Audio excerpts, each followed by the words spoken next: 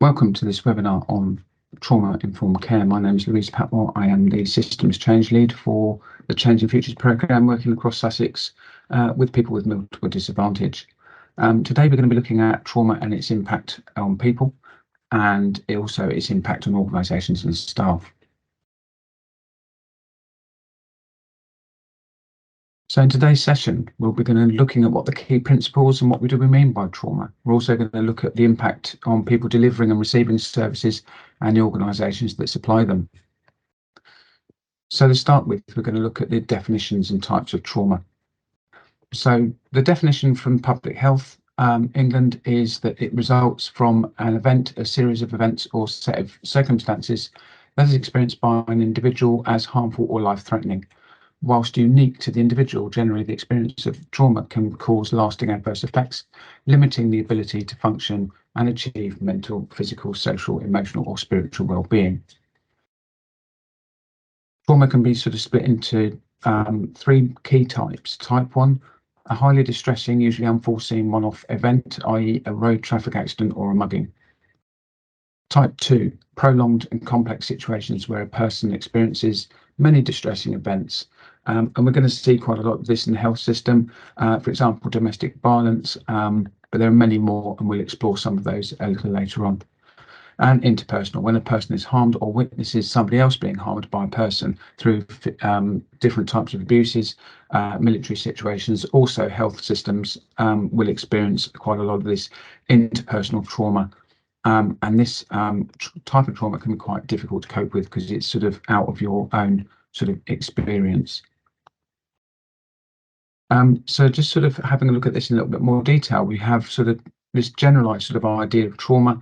And then if we look at the Venn diagram that we've got in front of us, we can see that there are overlaps between different types of trauma that we can experience. So in the center of that childhood and emotional abuse, physical abuse, sexual abuse, that's overlapping sort of all of those different types of trauma that we have. And then we have, the single incident trauma down the bottom there. We've also got this concept of adverse childhood experiences on the left, and we'll be looking at that in a little bit more detail as well. What's worth really recognising in today's sort of society is the idea that COVID-19 has had quite a significant effect on everybody, especially in health systems, and that has to be seen through the lens of trauma as well. So to put this in some sort of context, what we're going to be thinking about is a story. I'm going to call this person X. Just give yourselves a couple of seconds just to read through some of these boxes that are appearing on the screen here. X got different issues that impact on each other. It's hard to know what to work on first. Many people who knew me well think I need to change, and I have even hurt people. Some of the small changes I have tried to make feel like a drop in the ocean, and I'm not sure how much overall difference they can make. So I'll just give you another sort of few seconds just to read through that and just see how that flows. But in the end, for X, I just carry on doing what I do every day. And that can be the sort of story of many people who are trying to sort of deal with trauma in their lives. So what's the prevalence of trauma? So the exact figures are hard to come by, but here are some examples of what we can know through research. So at least 50 to 70 people will experience at least one trauma in their lifetime. This is a trauma that's going to impact them where they're going to seek support. More than half of people in England are exposed to at least one adverse childhood experience, and an estimated 12% of the population experience 4 or more. 1 in 4 women will experience domestic abuse at some point in their lifetime. 4 in 10 transgender people have experienced hate crime in the last year. This is in 2019. This is going to be a bigger figure than we have now. And indeed, people experiencing socioeconomic and disadvantaged women, minoritized ethnic groups, as well as this community, are disproportionately affected by violence and trauma. 1.7 million people have reported violent crime in England and Wales. That was between 2020 and 2021. So more than 1 in 5 women and 1 in 20 women have experienced rape or sexual assault. And that was a figure from 22, not that far away. And 1 in 5 children have experienced severe maltreatment. And that was from the NSPCC. So we're going to concentrate a little bit on impact of adverse childhood experiences now. And it's not just something that can affect the child whilst it's happening. Of course, it can have an impact on their entire life. So as they're moving through their life journey, adverse childhood experiences really do impact. And the higher the number of adverse childhood experiences, the higher your chances of impaired neurological development, lower academic performance, increased risk of antisocial behaviour, increased risk of poor health and health problems, increased socioeconomic problems, increased risk of early death. And some of the death statistics, average ages, go right down to sort of 49, and even in the 30s for women, for people that are experiencing extreme disadvantage. People are 3 times more likely to have respiratory or heart disease, 4 times more likely to have type 2 diabetes, 4 times more likely to be high risk drinking, and 11 times more likely to smoke cannabis, and maybe one of the most starkest sort of statistics of all, 20 times more likely to have gone to prison. So you can see the impact of trauma in early childhood and how that can provide difficulties in adulthood as people move through their lives. So what can trauma look and feel like? Well, if we think about this, you break this down into emotions, the way that we're thinking, physical symptoms and behaviours. Looking at emotions to begin with, there's things like panic, guilt, shame, anger, detachment, mistrust and betrayal. So those are the kind of emotions that we might have within ourselves when we're experiencing trauma. There can also be might be blaming ourselves for things, hyper alert, difficulty concentrating, flashbacks, intrusive thoughts, suicidality and exaggerated concern for our safety. So this might lead into trouble sleeping, startle response, aches and pains, fatigue, oversleeping and stress and headaches. All of these things, sometimes they don't feel like they're connected to, and in the health systems that can be difficult to understand as well, because you can't find the root cause. And then behaviours, it can end up being reckless or self-destructive, addictive behaviours and avoiding people and places. There's a thing called window tolerance that is one of the things that we learn to understand how we regulate ourselves. And the window of tolerance is when you are in your window of tolerance, you can feel like you can deal with whatever is happening in your life. You might feel stress or pressure, but it doesn't bother you too much. And this is an ideal place to be. But actually, if we start getting hyper aroused, if we start getting quite energized and worried about things, and our anxiety starts building up, we might start feeling angry and out of control. We might start feeling overwhelmed. Your body wants to fight or run away, and it's not something we're choosing. These are reactions that just take over from us. On the other side of this, and sometimes not thought about so much, is this idea of hypoarousal. This is where we feel spaced and zoned out. We're numb, frozen, and our body just wants to shut down.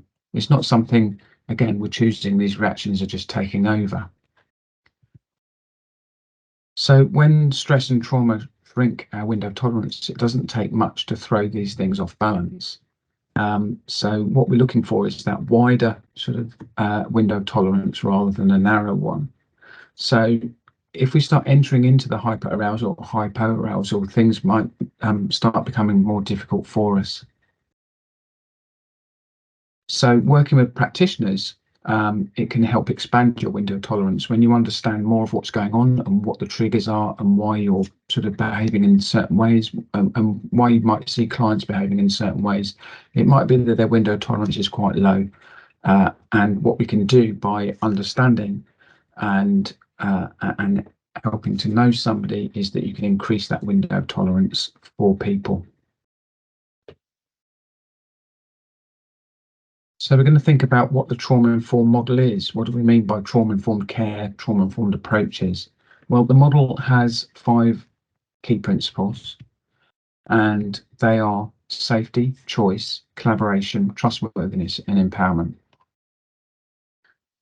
So what we want to do with safety is just ensure there's a physical and emotional safety, and sometimes that can be a feeling. So somewhere might be very safe, but actually, does it feel safe? And what we need to do is to be engaging with people so that people can feel safe within that environment. And we can do that by enabling choice, so that people have as much choice and control as they can in their care, and in their work lives. And we can do that by collaborating with people, making decisions with individuals, and sharing the power that we have. So being open and transparent becomes really important, and that open shared decision making can really sort of help people who have traumatic experiences. And we can elicit a sense of trustworthiness. So we're very clear about what we're doing, and being really clear about boundaries. And also, sort of, if we can't do something, we're going to describe, we're going to tell people we can't do this. This is the reason why.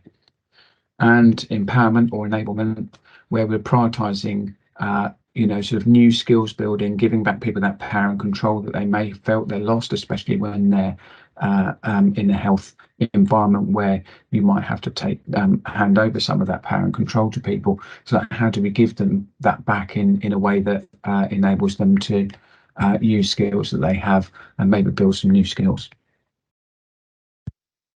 So in practice, we can think about things like common areas. Are they welcoming? Is privacy respected? So the first sort of port call people will have when they come into services quite often might be in reception, might be on the phone. Are we being welcoming? Are we being kind? And are we respecting privacy? So these are just very short examples. And of course, this webinar is quite short as well. So what we're trying to do is whet the appetite for you to do some ongoing training sort of later on. In terms of choice, individuals are provided a clear and appropriate message about their rights and responsibilities. For example, individuals are provided a significant role in planning and evaluating their services, making sure, does this feel okay? Is this right? What do we want to do together? Shared care planning, and decision making can't be underestimated as how important that is to bring people along with you. And trustworthiness, that respectful and professional boundaries are maintained, but actually you're going to do what you say you're going to do. If you can't do those things, then you communicate that in a kind and empathetic way, and enabling. So you're providing an atmosphere that allows individuals to feel validated and affirmed with each and every contact at the agency. So some of this is really about shifting mindset. So there's a book here that's a really good book to read. Trauma is Really Strange. Steve Haynes. It's a very good illustration of trauma and its impact on people. But generally in health services, we might sort of be thinking about this idea about what's wrong with you, And what we do when we're sort of thinking about what's wrong with you is we're creating mistrust, we're isolating people, we're silencing people, we're creating stigma. And this can prolong problems, and it can also re-traumatize. And one of the sort of feedbacks that we get quite a lot is people feel that they're re-traumatized by the system. And sort of some of the language that we use, come onto this in a minute, will sort of be helping to drive this in a sort of unconscious way. So the shifting mindset, the basic principle of trauma-informed care will be to move from what's wrong with you to what's happened to you. When you start listening, Nick Maguire, famous quote from a psychologist working with the University of Southampton is, sometimes people just need a damn good listening to. And I think that's really true. What's happened to you? Start understanding the story. How did you get here? How did you arrive? This becomes more strengths-based, and it becomes more responsive to the impact of trauma, and it emphasises the physical, psychological and emotional safety of both survivors and providers. And it creates an opportunity for the survivors to build a sense of power and control. So if we're starting to listen to people and we're starting to understand how people got here, and can't be underestimated, this is going to really, really help to reduce likelihood of issues and problems that may come up in your workplace to try and solve problems. And I really like this quote from Dorian Gray, who said, "I used to think communication was the key until I realised comprehension is. You can communicate all you want with someone, but if they don't understand you, it's just silent chaos." I think that's a really good quote. So what we need to move towards is sort of understanding people, or knowing something's there, knowing that trauma may be there. It may not be there, but it may be there. So how are we going to work in a kind and compassionate way to move ourselves through those service points? And so keeping with the idea of language, now language and labels is very, very important to think about, because these are some of the words that we might use in our daily lives. These actually have quite significant power in of themselves, and quite a lot of this is subconscious, and it actually drives the way that we decide to work through the day. So we might think that people are non-engaging, they're hard to reach, they're committed suicide. What they're doing is a lifestyle choice. They put themselves in risky situations and so on. They're non-compliant. What you're saying here is you're not dealing with this very well, are you? And even with this kind of what's wrong with you might be thinking, well, if somebody has adverse childhood experiences, what this is saying subconsciously is you're not dealing with this very well, are you? And so we need to sort of think around different ways of sort of how we might start communicating, because when we start talking in policy, in team meetings and other places where we're saying these people are hard to reach and they're not engaging, then we're not focusing on what the problem is. And the problem is going to be there's difficulty interacting with services. There are difficulties getting into services. There are difficulties in life that are making things problematic for people to come into the services. So then we need to move to this idea about how can I help? What can I do to help make that happen? So we're just going to sit here just for a second. I'm just going to put some questions on the screen here, and maybe go back and have conversations with other people. I'm sure many of you have heard and seen some of these terms. Some of you may not have done. But what do you think of them? What does it mean? What would that mean if you were trying to get somewhere and you were unable to arrive, and then you were described as a non-engager? And what do you think could be the impact of using certain language and labels? So there's some work that we're doing across the county, looking at language and how we can improve it. So letters that we send out, how we write about clients in policy and in meetings, and this will help us move ourselves into more of a trauma-informed experience.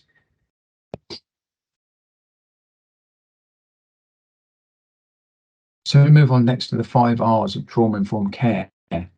The 5 R's are realise. So what we need to do to start becoming trauma-informed is we need to realise how common the experience of trauma and adversity is for people that we support. We need to recognise the way that trauma can affect people as they come into contact with us. And we need to be able to respond by fully integrating knowledge about trauma and policies and procedures and practice. So again, what I've said previously, that language, how we were writing about things, how we're describing our problems that we have within the system, and resisting traumatization. So we offer a greater sense of choice and control, enablement, collaboration and safety. Then what we're going to be doing is we're going to be reducing the amount of re-traumatization that people feel. And lastly, and very, very important, relationships matter. It's all about those relationships, and it's all about how we interact with people, engage with people. That's going to make this kind of happen, because it's all about that human interaction and understanding. So we're going to come back to X's story now. So at the beginning of the session, we were looking at the story of X. Well, actually, this is the same as the system. Now, what's interesting about when you read this, if we read this now from a perspective of working in the system, what is that bringing up for you? What does that make you think about?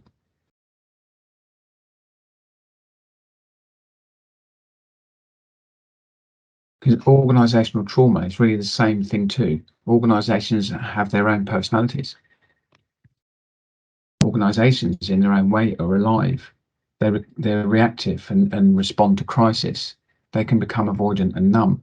They can become polarised, disagreements, unreflective. They can lack trust.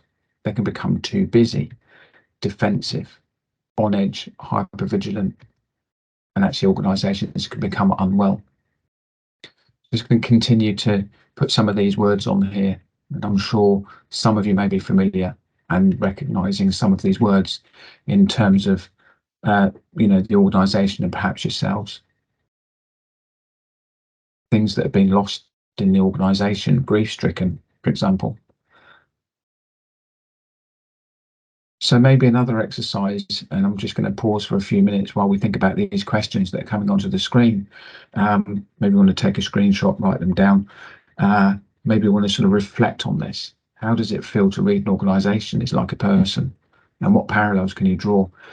What would a therapist say? So these are some of the questions we might ask in organisation development. What would a therapist say to the organisation? And what resonates or surprises you? Maybe take these questions back to a team and have a conversation.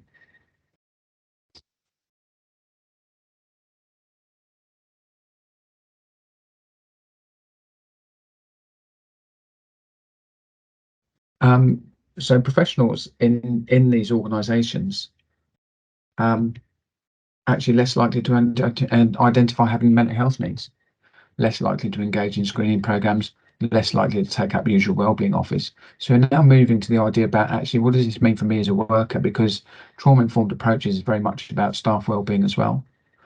People have concerns with getting on with the job and relaxing, and stigma is a concern. However, 30% of staff need some support, and intolerance increases recovery times. So people might spend more time off sick if there's an intolerance to how people are coping with what's around them. And people are really concerned about what other colleagues think of them. And that can be really difficult in close-knit teams. And in the post-pandemic, this has got worse. We've all felt it get worse. So what things can help us? Well, there are a support mechanism that should be in place. And one of those first ones, that supervision, is the contact with your manager, contact with your team. And supportive teams really do help underpin our well-being. Reflective practice, this is something that can really help teams to understand dynamics within the team and the organisation.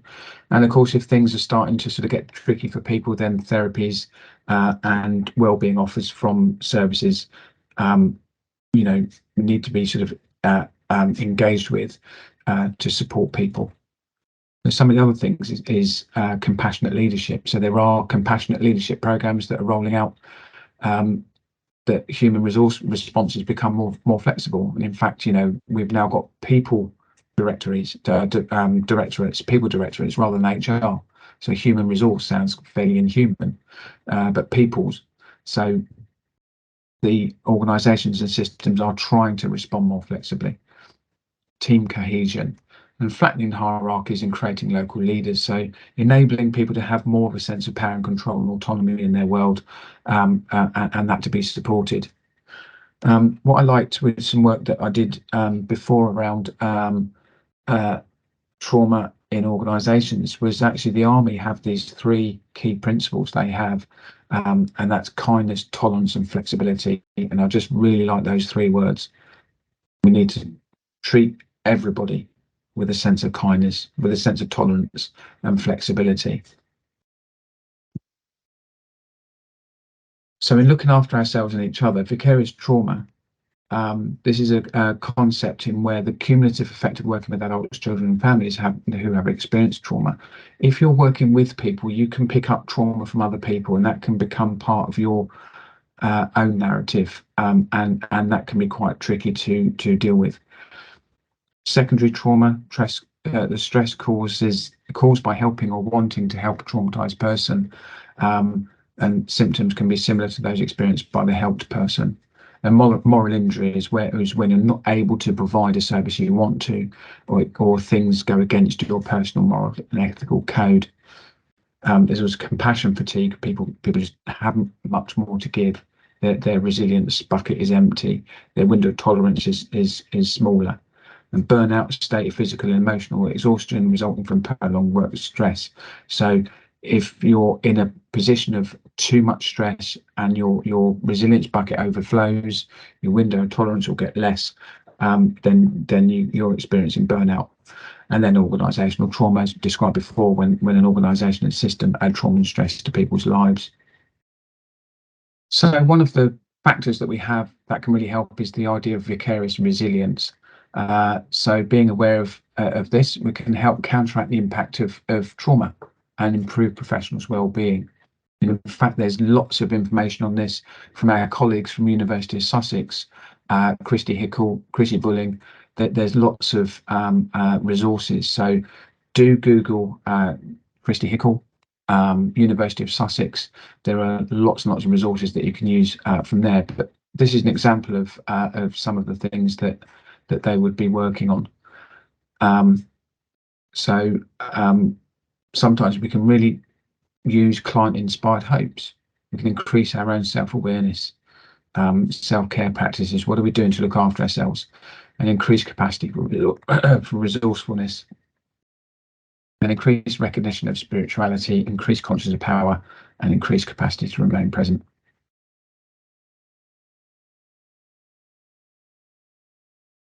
Just going to leave you with this vulnerability and risk. So the thing to consider with people who are coming into services is that patients are dependent on others. It becomes unpredictable, and the fear, there's a lot of fear of the unknown. So patients often seeking reassurance and evidence that they can trust a service, but there are quite a few contradictions in the services that we have. The patients are responsible for speaking up. However, the services often lead them to be passive, compliant, and silent. Patients can focus on feeling safe rather than being safe. So they can be in very safe environments, but actually feel quite unsafe and quite perturbed. So there's a list of things down there, things like the loss of dignity and individuality, and dependence on care by others can feel very alien to people that aren't used to it either. So thinking about what's on this slide, this idea that patients will have to give up a lot of their power to us, and how do we engage with that? So one of the pieces of work we often do with people is this reflective exercise and planning for change. So we ask sort of three very simple questions. What are you going to keep and do more of? Got to remember that we do lots and lots of great things, and we're already doing this in of itself. What might we want to stop or change? So walking through your services, what type of things might you think actually these don't really resonate with the idea of trauma-informed practice? And what do you need to add into? What else do you need to do? And these are things that we can help you with. So do contact us. Thank you very much for listening. Here are our contact details. Look forward to seeing you soon.